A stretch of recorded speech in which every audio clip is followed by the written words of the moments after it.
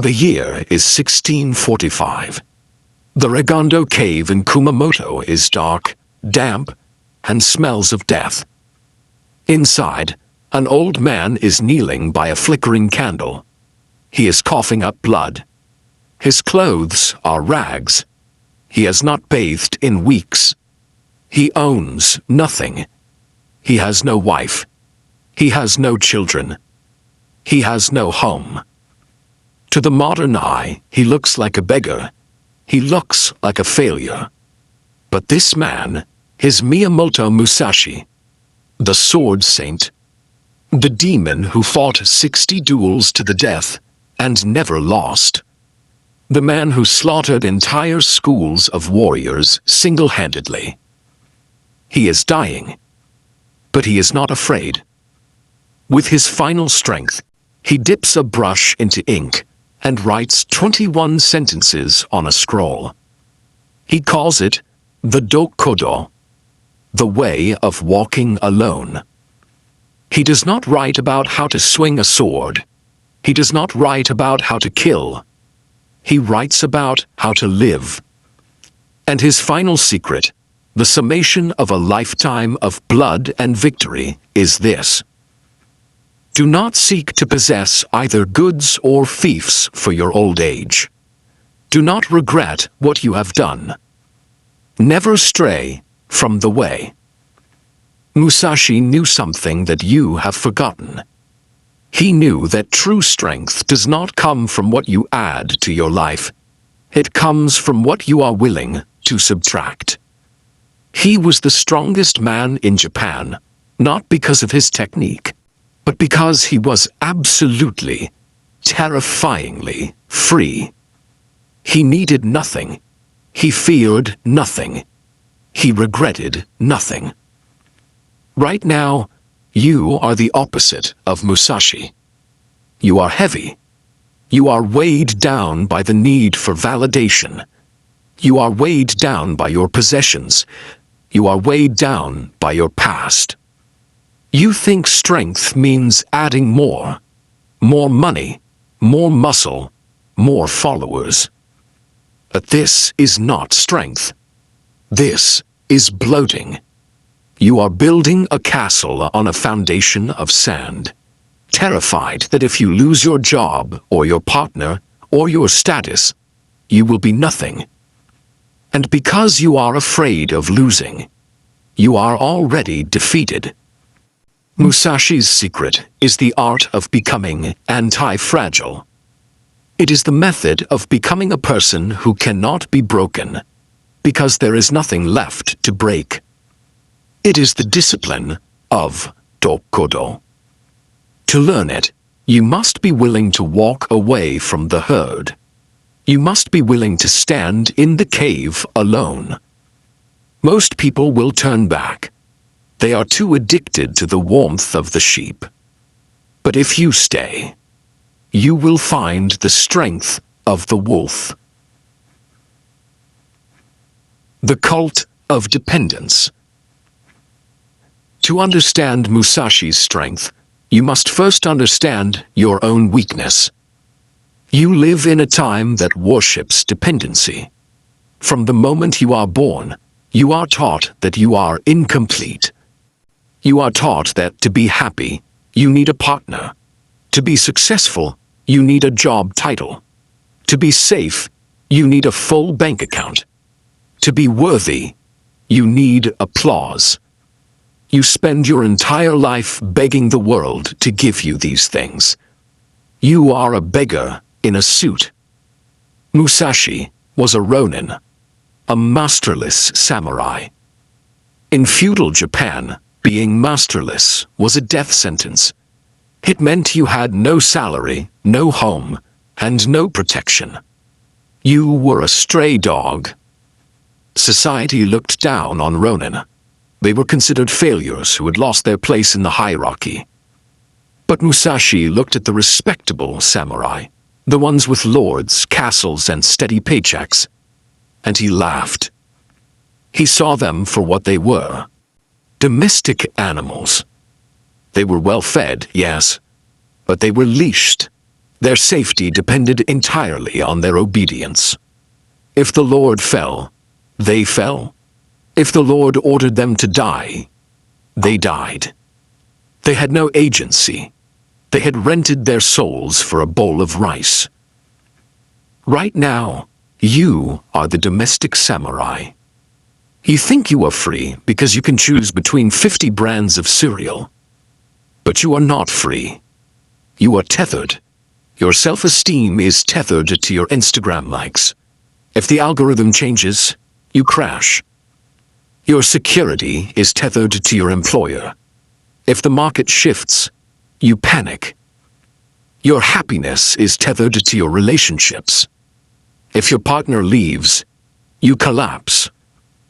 You have outsourced your stability to external forces that do not care about you.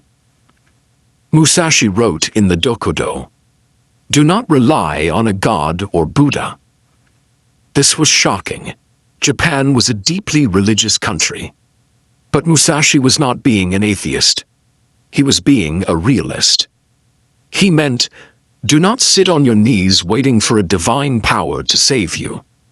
Do not wait for luck. Do not wait for a savior.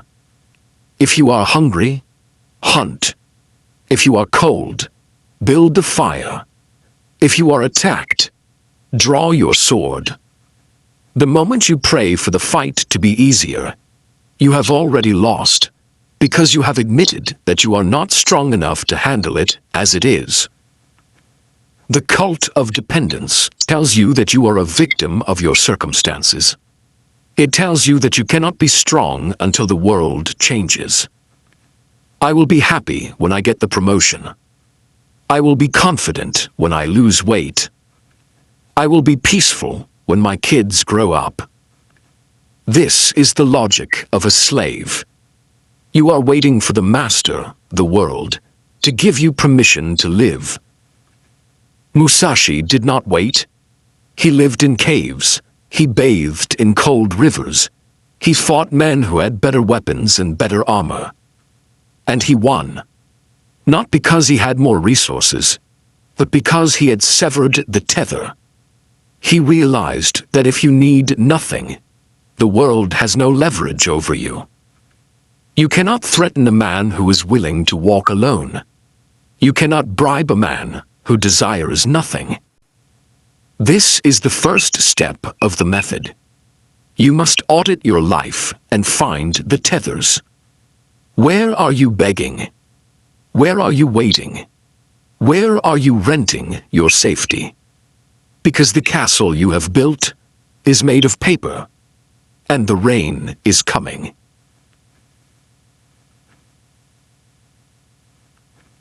Why did Musashi choose the cave? He was a famous man. He could have lived in a palace. He could have opened a school and had thousands of students worshipping him. But he chose the Regondo cave. Cold, dark, silent. He chose it because he understood the difference between two words that you confuse every single day: loneliness and solitude. To you, being alone is a punishment. When you are alone on a Friday night, you feel like a loser. When you are alone in a car, you turn on the radio immediately. When you are alone in an elevator, you pull out your phone. You are terrified of the silence. Why? Because in the silence, the distraction fades. And when the distraction fades, you are left with the only person you cannot run away from: yourself. And you do not like yourself very much. You are bored by your own mind. You are anxious about your own thoughts. So you treat silence like an enemy. You kill it with noise. You kill it with scrolling. You kill it with people you don't even like.